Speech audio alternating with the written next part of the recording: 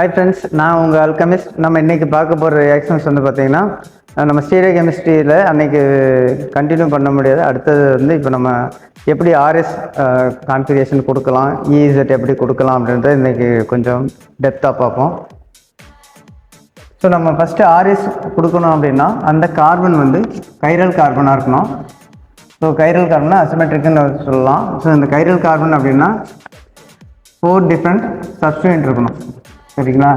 So 4 different சப்ஸ்டிட்யூயன்ட்னா 4 different group or atom. சரிங்களா? So இப்போ வந்து பார்த்திங்கன்னா ஒரு கார்பன் நம்ம எடுத்துப்போம். அந்த கார்பனில் ஸோ மெத்தில் ஹாலஜன் எடுத்துக்கலாம். அதுக்கப்புறம் எத்தில் எடுத்துக்கலாம். இங்கே ஹைட்ரஜன் எடுத்துக்கலாம். சரிங்களா? இந்த மாதிரி கொடுத்துருந்தாங்கன்னா நமக்கு எந்த பிரச்சனையுமே இல்லை. நம்ம கொடுக்க வேண்டியது வந்து எதுக்கு மாலிகுலர் வெயிட் அதிகம், அட்டாமிக் நம்பர் எது அதிகமோ ஸோ அதுக்கு நம்ம வந்து 1ன்னு கொடுத்துக்கலாம்.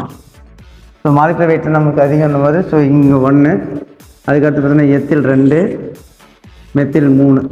சரிங்களா? அப்போ இது 4. அப்புறம் லீஸ்ட் ப்ரியாரிட்டி ஹைட்ரஜன் தான், அதனோட இது வந்து 1. ஸோ நம்ம இப்போ வந்து பார்த்திங்கன்னா 1, 2, 3. அப்போ இது எப்படி போகுதுன்னா கிளாக் வைஸ் போகுது. ஸோ கிளாக் வைஸ் வந்தால் அது ஆர் கான்ஃபிகரேஷன். ஓகேவா? ஓகே, அதனோட மிரர் இமேஜ் இப்போ இருப்போம். மிரர் இமேஜ் வச்சோன்னா ஸோ இந்த பக்கம் பார்த்தீங்கன்னா பிஆர், இந்த பக்கம் எத்தில், ஸோ மெத்தில், இந்த பக்கம் ஹைட்ரஜன். இப்போ நம்பரிங் கொடுத்தோன்னா 1, 2, 3, இப்போ இங்கே 4. இந்த லீஸ்ட் குரூப் வந்து டவுனில் தான் இருக்குது. ஸோ நமக்கு வந்து எந்த பிரச்சனை இல்லை. இப்போ வந்து இங்கே எதுவுமே அப்பு டவுன்னு எதையுமே மென்ஷன் பண்ணல. ஸோ அப்படியே நம்பரிங் கொடுத்துருக்கோம். இப்போ ரொட்டேஷன் பார்த்தீங்கன்னா ஸோ ஆன்டி கிளாக் வைஸ் இருக்குது. ஸோ ஆன்டி கிளாக் வைஸ்னால் இது வந்து எஸ் கான்ஃபிகரேஷன் சொல்கிறோம். சரி, ஒருவேளை நமக்கு ஃபிஷர் ப்ரொஜெக்ஷனில் சொல்லியிருந்தாங்க அப்படின்னா, கொடுத்துருக்காங்க அப்படின்னா, அப்போ நம்ம எப்படி நம்பரிங் கொடுக்கணும் அப்படின்னு ஃபிஷர் ப்ரொஜெக்ஷன்னா ஒரு ப்ளஸ் மார்க் போட்டுருவோம். இப்போ வந்து same PR, ethyl, methyl, hydrogens இப்படி இருக்குன்னா இப்போ அதே தான் 1, 2, 3 இங்கே வந்து 6 கொடுத்துருவோம். இதுவே வந்து என்னென்னா இங்கே வந்து எக்ஸ்சேஞ்ச் ஆகிடுச்சு அப்படின்னா பிஆர், எத்தில், மெத்தில், ஹைட்ரஜன்ஸ் இந்த மாதிரி இருக்குது அப்படின்னா இப்போவும் அதே வந்து கிளாக் வைஸ் தான். ஆனால் என்னென்னா இப்போ ஃபிஷர் ப்ரொஜெக்ஷன் கொடுக்கும்போது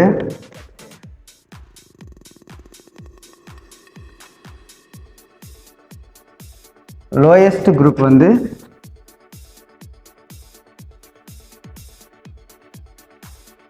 எப்போவுமே வெர்டிக்கலில் இருக்கணும். ஸோ வெர்டிக்கலில் இருந்துச்சுன்னா நமக்கு வர்ற கான்ஃபிகரேஷன் அப்படியே போடணும். அதுவே இந்த மாதிரி ஹரிசாண்டலாக இருந்தால் வர்ற கான்ஃபிகரேஷனுக்கு இன்வெர்ஸ்டாக போகணும். சரிங்களா? அப்போது ஃபஸ்ட்டு என்னென்னா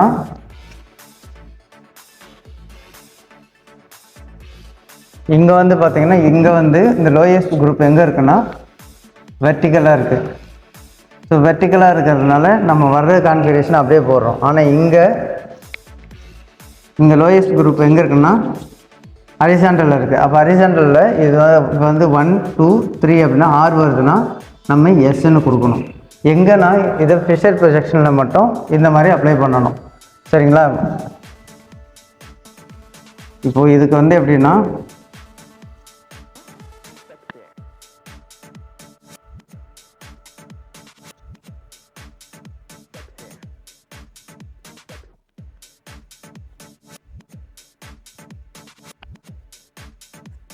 ஸோ இப்படி மீன் பண்ணிக்கலாம்.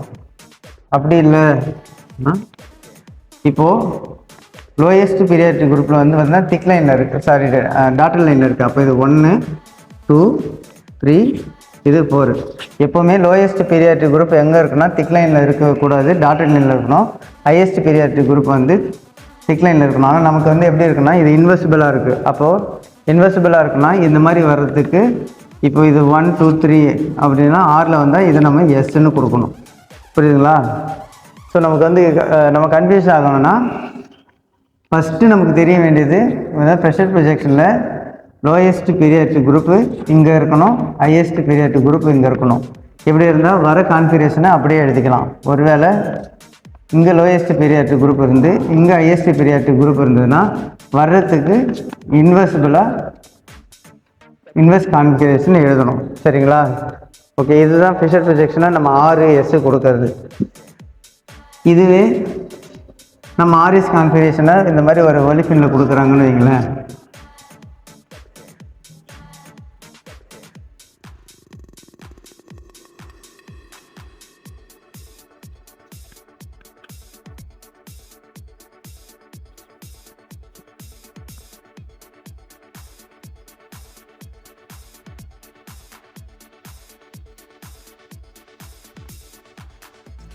இந்த மாதிரி நான் கொடுத்து இந்த இதுக்கு வந்து ஆர்எஸ் கொடுக்க சொன்னாங்க, இந்த மாதிரி ஒலிஃபினுக்கு கொடுத்து ஆர்எஸ் கொடுக்க சொல்கிறாங்க அப்படின்னா நம்மளோட வியூ எப்பவுமே எங்கே இருக்குன்னா நம்ம இங்கே நிற்கணும், இந்த கார்பன் நட்டு நிற்கணும். எப்பவுமே இது வந்து above the plane play the plane இருக்கிற கார்பன் விட்டுட்டு பிளெயினில் இருக்கிற கார்பன்லேருந்து பார்க்கணும். இப்போ வந்து நம்ம என்ன கொடுக்கணும்னா இங்கே நான் நின்று இந்த பக்கம் வியூ பார்க்கும்போது ஹையஸ்ட் மாலிகுலர் வெயிட் எங்கே இருக்குது, 1 லெஃப்ட் சைடில் இருக்குது, லோயஸ்ட் வந்து ரைட் சைடில் இருக்குது. சரிங்களா? ஓகேவா? ஸோ இது இங்கே வந்து பார்த்திங்கன்னா இங்கே 3 இங்கே 4, இது ஒன்றும் பெரிய விஷயம் இல்லை. ஸோ நம்ம இப்போ வந்து 1 2 3 இப்போ நம்பரிங் கொடுக்கலாம். இப்போ 1 2 3 குரூப் வந்து இது என்னன்னா கிளாக் வைஸ் ரொட்டேஷன் நடக்குது. அப்போ வந்து இது ஆர் கான்ஃபிகரேஷன் நம்ம ஈஸியாக கொடுத்துடலாம். ஏன் நான் இங்கே இருக்கக்கூடாதுன்னா நம்ம வியூ வந்து ஒன்று பிலோ த பிளேனில் இருக்கும், இன்னொன்று அபோவ் த பிளேனில் இருக்கும். அதனால் நம்மளோட வியூ வந்து இங்கே கரெக்டாக இருக்காது. எப்போவுமே இந்த மாதிரி ஒலிஃபினில் கொடுத்து நம்ம நம்பரிங் கொடுக்க சொன்னாங்க அப்படின்னா எந்த கார்பன் வந்து பிளெயினில் இருக்குதோ அந்த கார்பன்லேருந்து தான் நம்ம வியூ கொடுக்கணும்.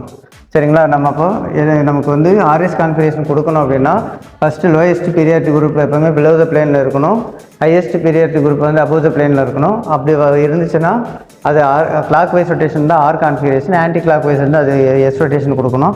ஒருவேளை லோயஸ்ட் பீரியாட்ரிக் குரூப் வந்து அபோவ் த பிளேனும் ஹையஸ்ட் பீரியாட்ரிக் குரூப் வந்து பிலோ த பிளேனில் அப்படி இருந்துச்சுன்னா கீழே இந்த மாதிரி டாட்டரில் இருந்துச்சுன்னா ஸோ வர்ற கான்ஃபிகரேஷன் இன்வெர்சிபிளாக போடணும். இது ரெண்டு ப்ரெஷர் ப்ரொஜெக்ஷனில் எப்போவுமே வந்து லோயஸ்ட் மாலிகுலர் வெயிட் இருக்கிறது, அந்த லோயஸ்ட் ஸ்மாலஸ்ட் குரூப் எப்போவுமே வந்து வெர்டிக்கலில் இருக்கணும், ஹரிசாண்டலில் இருக்கக்கூடாது. ஹையஸ்ட் குரூப் எப்போவுமே ஹரிசாண்டலில் இருக்கணும். அதுக்கு அடுத்து வந்து பார்த்திங்கன்னா ஒலிஃபினில் இருந்துச்சுன்னா ஒலிஃபினில் இந்த மாதிரி நம்பரிங் கொடுக்க சொன்னாங்க, ஒரு ஆர்எஸ் கான்ஃபிகரேஷன் கொடுக்க சொல்கிறாங்க அப்படின்னா நம்ம வந்து பிளைனில் இருக்கிற கார்பன்லேருந்து தான் நம்ம கவுண்ட் பண்ணணும். இது ஆர்எஸ், இதுதான் நம்ம வந்து ஆர்எஸ் நாமன்கிளேச்சரை நம்ம ஐடென்டிஃபை பண்ணுறது. அதுமாதிரி ஒருவேளை ஹெட்ரோ ஆட்டம் கொடுத்தாங்க, இந்த மாதிரி இங்கே வந்து இந்த மாதிரி டெர்ஷியரி பியூட்டைல் கார்பன் மாதிரி கொடுத்தாங்க அப்படின்னாலும் ஃபஸ்ட்டு எது அட்டாச்சு ஆகிருக்கோ அதுக்கு தான் நம்ம வந்து நம்பரிங் கொடுக்கணும். இப்போ ஆக்சிஜனுடைய மாலிகுலர் வெயிட் இதுதான் அதிகமாக இருக்கும். ஸோ இந்த மாஸ் நம்பர் அதிகமாக இருக்கிறதுனால ஃபஸ்ட்டு இதுக்கு தான் பீரியாட்ரிக் கொடுக்கணும், இது கொடுக்கூடாது. ஏன்னா இங்கே கார்பன் தான் ஃபஸ்ட்டு கவுண்ட் பண்ணுவாங்க. இங்கே டைரெக்டாக அட்டாச்சான ஆட்டம் வந்து ஹெட்ரோ ஆட்டம் ஆக்சிஜன், இதுக்கு தான் நம்பர் பீரியாட்ரிக் கொடுக்கணும். 2 இது 3 இது 4ன்னு கொடுக்கணும். ஸோ ஒருவேளை ஃபங்க்ஷனல் குரூப் கொடுத்துருந்தாங்க அப்படின்னா இப்போ ஆல்டிஹைடு ஆர் கீட்டோன் கொடுத்தாங்கன்னா அப்போ இங்கே வந்து ஃபஸ்ட்டு பீரியாட்ரி இங்கே கொடுக்கணும். சரிங்களா? இதுதான் நம்ம வந்து ஆர்எஸ் நாமன்கிளேச்சரில் நம்ம வந்து தெரிஞ்சுக்க வேண்டிய முக்கியமான இம்பார்ட்டன்ட் பாயிண்ட்ஸ். அதுக்கு அடுத்து எனான்சியோமர் டயஸ்டியோமர் பற்றி இன்னும் அப்கமிங் வீடியோஸில் பார்ப்போம். தேங்க்யூ.